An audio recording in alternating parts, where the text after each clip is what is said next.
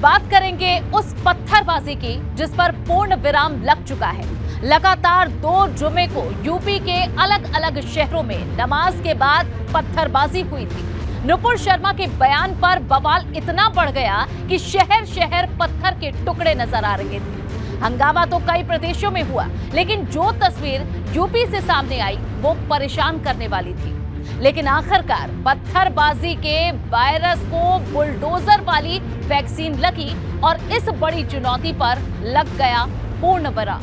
लेकिन सवाल ये उठा कि आखिर इस हिंसा के पीछे, इस पत्थरबाजी के पीछे कौन था? कई सवाल खड़े हो गए। यहाँ हिंसा पर तो पूर्ण विराम लगा, लेकिन सवाल अभी भी बरकरार हैं। शहर शहर ऐसी तस्वीरें सामने आई जिसने पुलिस प्रशासन को बड़ी चुनौती दी। शासन प्रशासन के सामने एक बड़ी चुनौती थी कि कैसे माहौल को सौहार्दपूर्ण रखा जाए, कैसे कानून व्यवस्था को, लॉ एंड ऑर्डर को मेंटेन किया जाए। कई चुनौतियां थी। चुनौतियां न सिर्फ पुलिस के सामने थी, बल्कि योगी सरकार के सामने थी कि कैसे माहौल को शांत रखा जाए, कैसे उन बयानों को, उन साजिशों को नियंत्रण में रखा जाए जो कि माहौल खराब कराने पर आमादा है। हालांकि उत्तर प्रदेश ही मात्र इसका एक शिकार नहीं था। इन षड्यंत्रों का शिकार सिर्फ उत्तर प्रदेश नहीं था, बल्कि देश के अलग अलग राज्यों से ऐसी तस्वीरें आई। लेकिन अब लग चुका है इन पर पूर्ण विराम।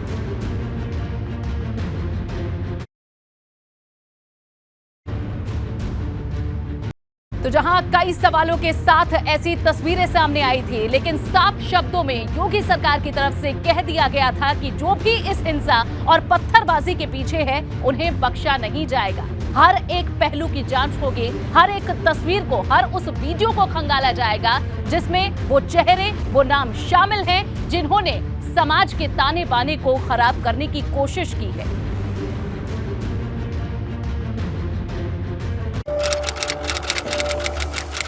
तारीख 10 जून, दिन शुक्रवार, जगह अटाला, प्रयागराज।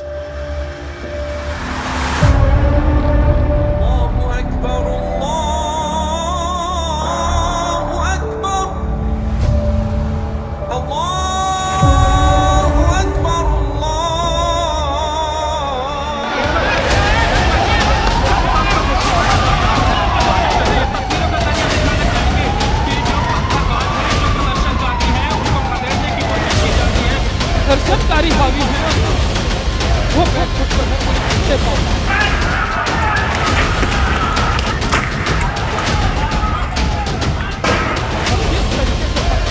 ऐसा लगता है पत्थरों की बारिश हो रही है प्रयागराज की सड़कों पर। हालात अभी भी बेकाबू हैं। पुलिस एक गली को खाली कराती है तो जो प्रदर्शनकारी है वो दूसरी गली में, जो पत्थरबाज हैं वो दूसरी गली में पहुंच जाते हैं। साफ तौर पर कोई खौफ नजर नहीं आ रहा है। लगातार पथराव किया जा रहा है, घरों से पथराव किया जा रहा है, छतों से पथराव किया जा रहा है, गलियों से पथराव किया जा रहा है, पार्क से पथराव किया जा रहा है। सामने बहुत बड़ी संख्या में पुलिस फोर्स है। कम से कम यहाँ पर इस वक्त 1000 से कम पुलिसकर्मी नहीं होंगे, लेकिन आप समझ सकते हैं कि 1 घंटे से ज्यादा का वक्त हो चुका है। जो पत्थरबाज हैं, जो उपद्रवी हैं, वो लगातार भारी पड़ रहे हैं। और देखिए पुलिस आगे बढ़ती है, लेकिन बार बार उसको बैकफुट पर आना पड़ता है, पीछे हो जाती है। देखिए आप साफ देख सकते हैं कि पुलिसकर्मी कैसे पीछे वापस आ रहे हैं। उनकी अपनी खुद की भी जिंदगी है, उन्हें भी बचाना है। 2 दिन बाद, तारीख 12 जून, दिन रविवार, जगह अटाला, प्रयागराज।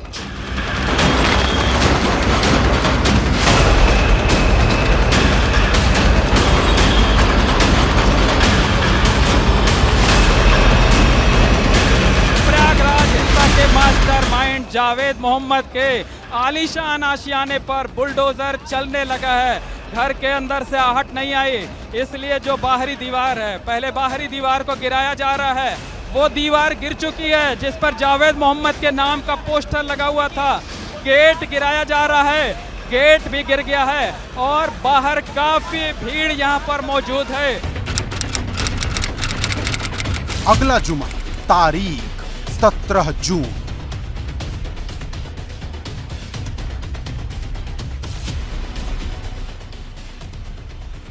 पूरे जो संवेदनशील क्षेत्र है वहां पर 8 ड्रोन से निगरानी रखी जाएगी। 8 किलोमीटर तक निगरानी करता है उसमें सक्षम है। एक ड्रोन और यतीम खाने के आसपास हम मौजूद हैं, यतीम खाने के पास मौजूद हैं। यहाँ भी नमाज अदा की जाती है और यहाँ पर भी एक ड्रोन की ड्यूटी लगाई गई है, ड्रोन से निगरानी की जाएगी। जुमे के दिन पिछले ब्लैक फ्राइडे जैसी घटना ना हो, सब कुछ शांतिपूर्वक तरीके से बीते, कहीं किसी तरीके का विरोध हिंसा ना हो, इसको लेकर खास इंतजाम किए गए हैं। जो संवेदनशील इलाके हैं या जो हिंसाग्रस्त इलाके हैं उन्हें छावनी में तब्दील कर दिया गया है। चप्पे चप्पे पर पुलिस फोर्स की तैनाती की गई है। पुलिस के साथ साथ पीएसी रैपिड एक्शन फोर्स की तैनाती की गई है। बाहर से तमाम अधिकारियों को बुलाया गया है, खासकर उन अधिकारियों को बुलाया गया है जो पहले प्रयागराज में तैनात रहे हैं। टीले वाली मस्जिद पे आज नमाज होनी है और इससे पहले नमाजियों का स्वागत गुलाब के फूल देकर किया जा रहा है। देखिए यहाँ पर पुलिस कमिश्नरेट के सारे अधिकारी मौजूद हैं, स्पेशल पुलिस ऑफिसर मौजूद हैं, नागरिक सुरक्षा की टीम मौजूद है, जो शांति समितियां हैं उनके लोग यहाँ पर मौजूद हैं और सभी की कोशिश ये है कि जो पिछले 2 जुमा के दौरान जो तनाव रहा है, कानपुर से शुरू होकर प्रयागराज और पश्चिमी उत्तर प्रदेश के तमाम जनपदों में तनाव के हालात देखने को मिले, हिंसा देखने को मिली, उपद्रव देखने को मिला, पत्थरबाजी देखने को मिली। यहाँ पर कोशिश की जा रही है कि ऐसी घटना की पुनरावृत्ति दोबारा ना हो।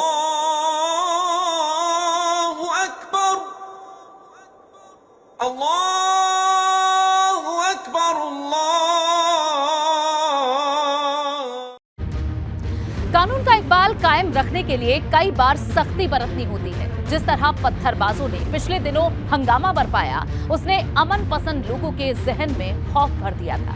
लेकिन बाद में डरने की बारी उन पत्थरबाजों के लिए आई जो हिंसा करते दिखे। पुलिस ने इनमें से कई की तस्वीरों से पहचान की और फिर उनके पते ठिकाने पर पुलिस का अमला बुलडोजर लेकर पहुंचा। इसके बाद हिंसा की आग भड़काने वालों की सारी हेकड़े गुम हो गई। साजिश के तार को खंगालने के बाद जब पर्दे के पीछे के गुनहगारों के नाम सामने आए तो इस बड़ी समस्या पर लग गया पूर्ण विराम।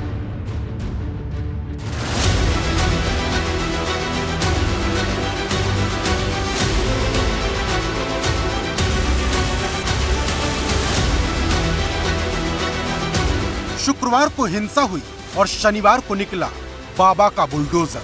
पहले कानपुर और फिर प्रयागराज में 48 घंटे के भीतर हिंसा के मुख्य आरोपी जावेद पंप के घर को बुलडोजर ने तहस नहस कर दिया।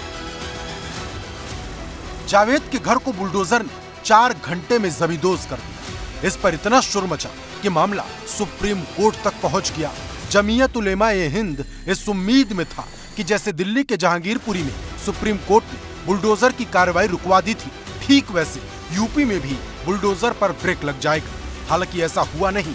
सुप्रीम कोर्ट ने बुलडोजर पर रोक लगाने से फिलहाल के लिए मना कर दिया।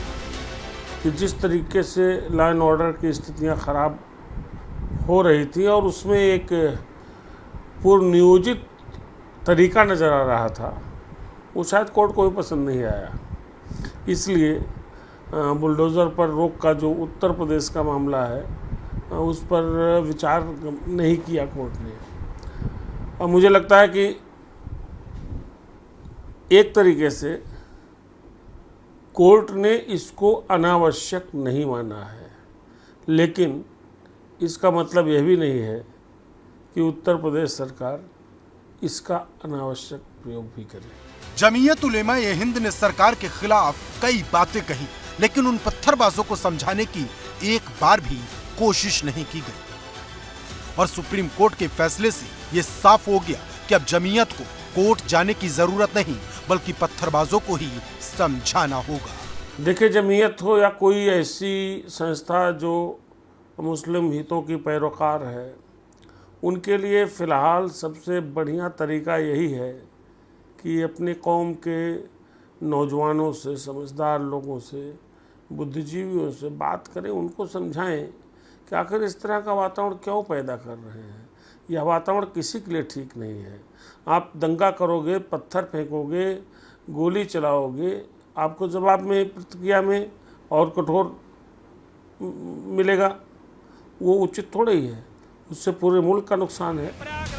योगी सरकार के बुलडोजर पर विपक्ष ने कई सवाल खड़े किए। आरोप लगा विशेष समुदाय को टारगेट किया जा रहा, लेकिन जानकार कहते हैं अराजक तत्वों में कानून तोड़ने का भय जरूरी है, क्योंकि बेलगाम तत्व बर्बादी की वजह बन जाते हैं। देखिए, डेमोक्रेसी में भय पैदा करने की कोशिश सरकारें कभी नहीं करती हैं, क्योंकि जनता के द्वारा चुनी हुई सरकार होती है और अंत में जनता के पास ही आना होता है। लेकिन कई बार ऐसी स्थितियां होती हैं जहां पे भय जो है वो बहुत ज़रूरी हो जाता है, ख़ास तौर पे लॉ एंड ऑर्डर को बनाए रखने के लिए, समाज में शांति को बनाए रखने के लिए।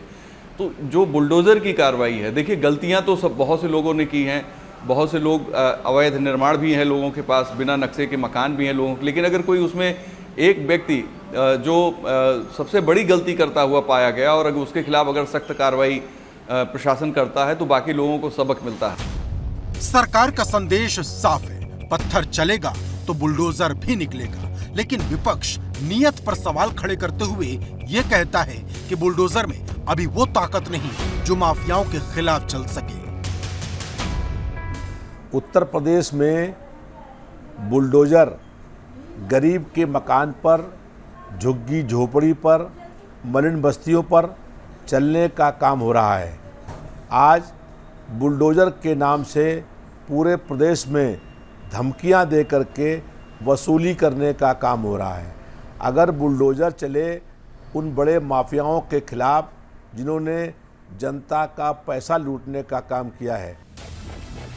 बुलडोजर की कार्रवाई पर सवाल तो पहले दिन से ही खड़े हो रहे हैं, लेकिन सरकार विरोध की आवाजों पर इतना ध्यान नहीं देती। सरकार को दिखता है तो सिर्फ अपना टारगेट। विपक्ष चाहे भेदभाव के आरोप लगाए या फिर संस्कृति पर सवाल उठाए।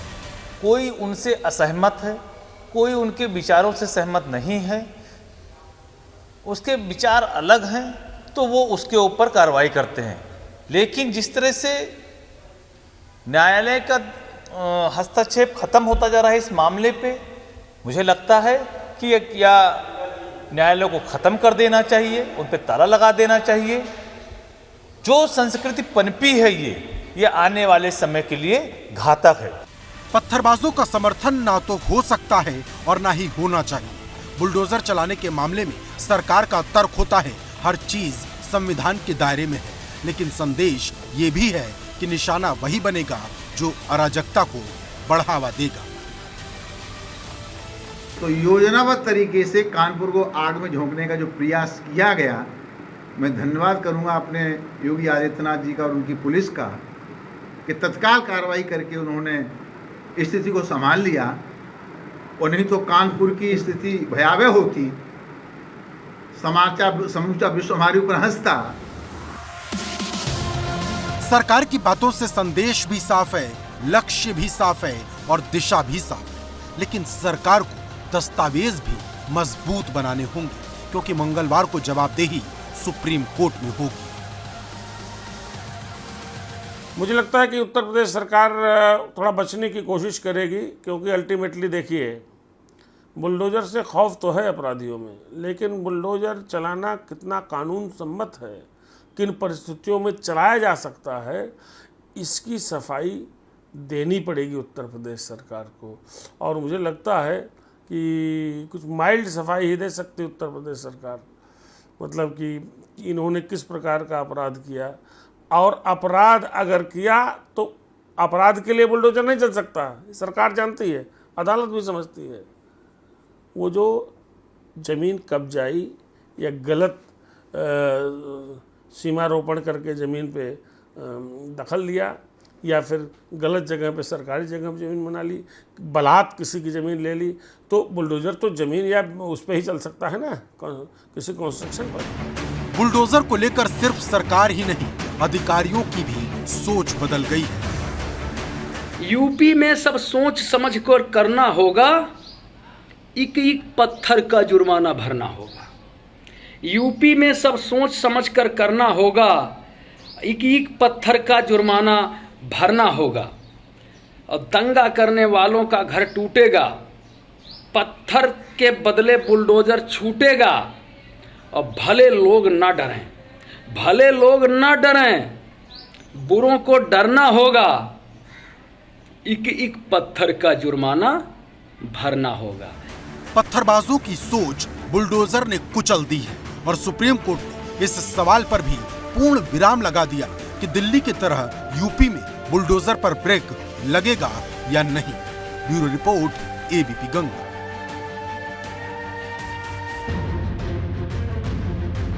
बुलडोजर पर जमकर सियासत हुई, अब भी हो रही है। बावजूद इसके बुलडोजर का पहिया तेजी से घूम रहा है। कानून के पहरेदारों ने साफ कर दिया है कि माहौल खराब करने वालों की साजिश अब कामयाब नहीं होने वाली।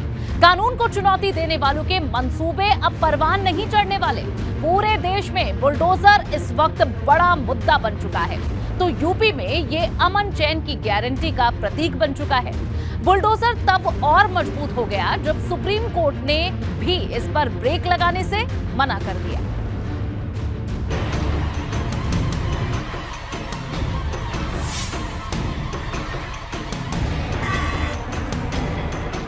हमारा घर तोड़ दिया तुमने, तुम कौन होते अगर उसने किया? आफरीन फातिमा के बाप ने किया तो कोर्ट में चलाओ ना केस, सजा दिलाओ उसको, जेल में डालो, कोर्ट में कन्विक्ट कराओ। क्या उत्तर प्रदेश का मुख्यमंत्री उत्तर प्रदेश का चीफ जस्टिस बन चुका है कि वो फैसला करेगा कि किसका घर तोड़ दिया जाए? पहले पत्थर चला, फिर बुलडोजर निकला, लेकिन विडंबना ये थी कि सवाल पत्थर पर कम, बुलडोजर पर ज्यादा उठे। इस देश का संविधान और कानून हम सब मानने वाले लोग हैं। हमें जो संविधान रास्ता दिखाएगा हम उस रास्ते पर चलेंगे। कभी ओवैसी कुछ आरोप लगाते, कभी अखिलेश कुछ सवाल पूछते, तो कभी मायावती ट्वीट कर सरकार की नीयत को कटघरे में खड़ा करती। विपक्ष के आरोप एक तरफ और सरकार की कार्रवाई एक तरफ। इस बात में कोई दो राय नहीं कि जो बुलडोजर चुनाव के दौरान चर्चा में आया उसे योगी सरकार ने अपना यूएसपी बना लिया। देखिए बुलडोजर आया कहां से।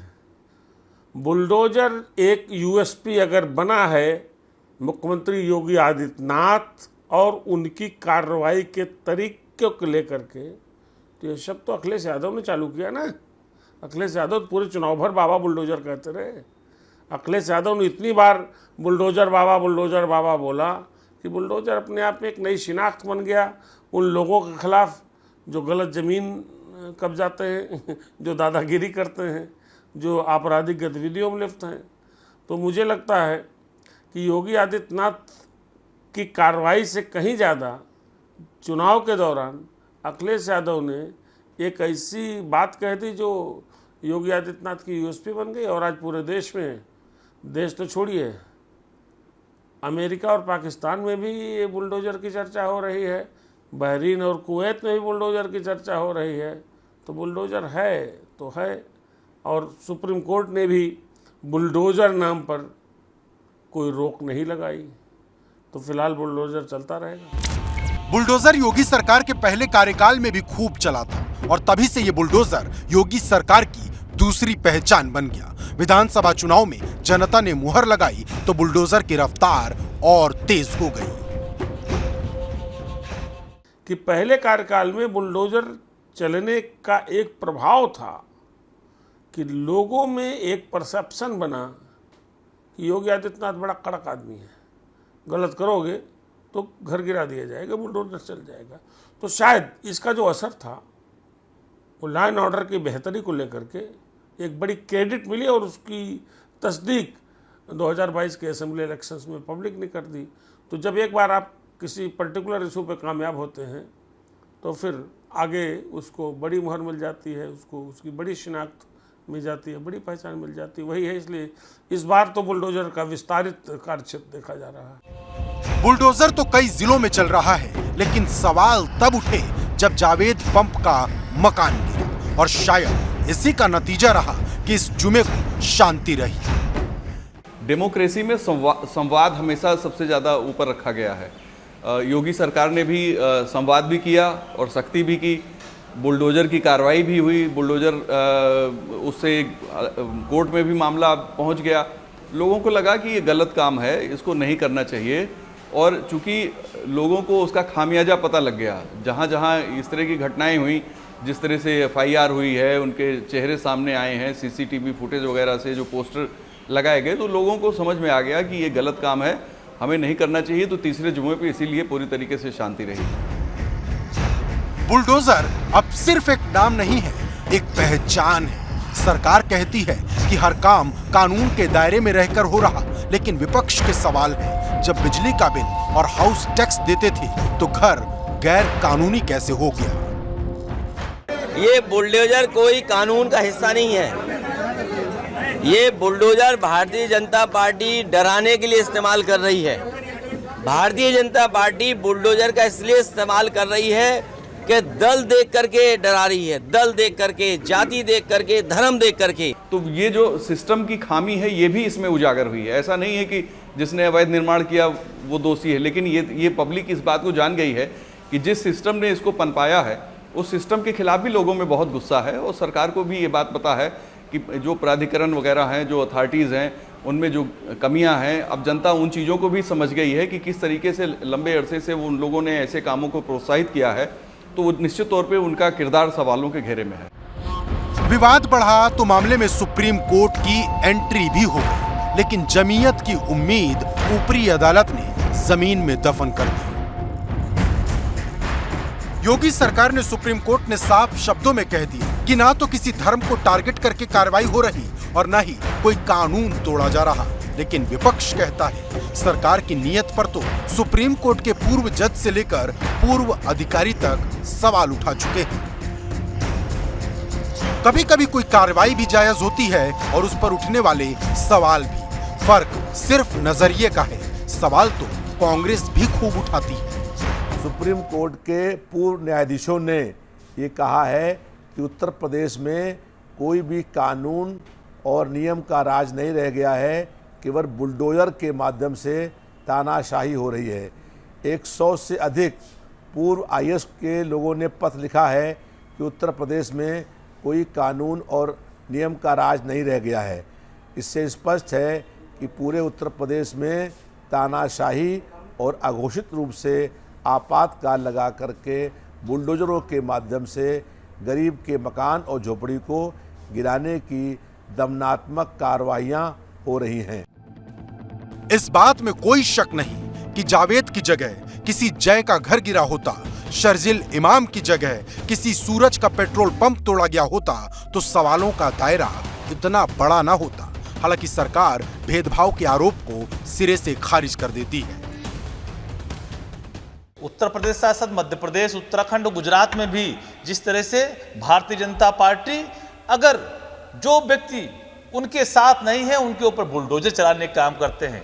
एक निर्वाचित विधायक के पेट्रोल पंप को भी गिराने का काम किया। क्या वो मकान या कॉमर्शियल एक्टिविटीज जहां पर हैं या उनके पहले से इनलीगल नहीं थे? कुल मिलाकर सरकार तो पहले से ही बिना ब्रेक वाला बुलडोजर चला रही है और अब सुप्रीम कोर्ट ने भी बुलडोजर पर ब्रेक लगाने से मना कर दिया है। यानी बाबा का बुलडोजर बेधड़क चलता रहेगा। Bureau report, ABP Ganga. लगातार 2 जुमे पर पत्थरबाजी हुई। इस जुमे को भी वही डर था, लेकिन इस बार हालात बदले थे क्योंकि बुलडोजर अपना काम कर चुका था। उधर सुप्रीम कोर्ट ने भी बुलडोजर पर ब्रेक लगाने से मना करके पत्थरबाजों को बड़ा झटका दे दिया था। पत्थरबाज हाथ में पत्थर उठाते उससे पहले ही उनके जहन में बुलडोजर घूम रहा था।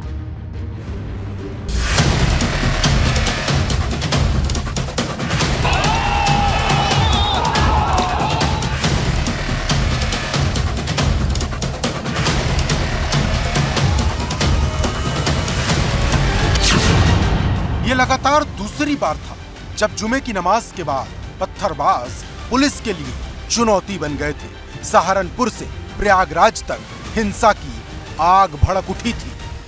हालात अभी भी बेकाबू हैं। पुलिस एक गली को खाली कराती है तो जो प्रदर्शनकारी है वो दूसरी गली में, जो पत्थरबाज हैं वो दूसरी गली में पहुंच जाते हैं। साफ तौर पर कोई खौफ नजर नहीं आ रहा है। लगातार पथराव किया जा रहा है, घरों से पथराव किया जा रहा है, छतों से पथराव किया जा रहा है, गलियों से पथराव किया जा रहा है, पार्क से पथराव किया जा रहा है। सामने बहुत बड़ी संख्या में पुलिस फोर्स है। कम से कम यहाँ पर इस वक्त 1000 से कम पुलिसकर्मी नहीं होंगे, लेकिन आप समझ सकते हैं कि 1 घंटे से ज्यादा का वक्त हो चुका है। जो पत्थरबाज हैं जो उपद्रवी हैं वो लगातार भारी पड़ रहे हैं। और देखिए पुलिस आगे बढ़ती है लेकिन बार बार उसको बैकफुट पर आना पड़ता है, पीछे हो जाती है। देखिए आप साफ देख सकते हैं कि पुलिसकर्मी कैसे पीछे वापस आ रहे हैं। उनकी अपनी खुद की भी जिंदगी है, उन्हें भी बचाना है। शुक्रवार बीता तो शनिवार आया, और शनिवार आया तो बुलडोजर भी लाया, और प्रयागराज के अटाला में ऐसी कार्रवाई हुई कि पत्थरबाजों की सांस अटक गई। प्रयागराज हिंसा के मास्टरमाइंड जावेद मोहम्मद के आलीशान आशियाने पर बुलडोजर चलने लगा है। घर के अंदर से आहट नहीं आई, इसलिए जो बाहरी दीवार है, पहले बाहरी दीवार को गिराया जा रहा है, वो दीवार गिर चुकी है जिस पर जावेद मोहम्मद के नाम का पोस्टर लगा हुआ था। गेट गिराया जा रहा है, गेट भी गिर गया है और बाहर काफी भीड़ यहाँ पर मौजूद है। जिन पत्थरबाजों को हजारों पुलिस वाले नहीं रोक पाए, जिन पत्थरबाजों को शांति की अपील नहीं रोक पाई,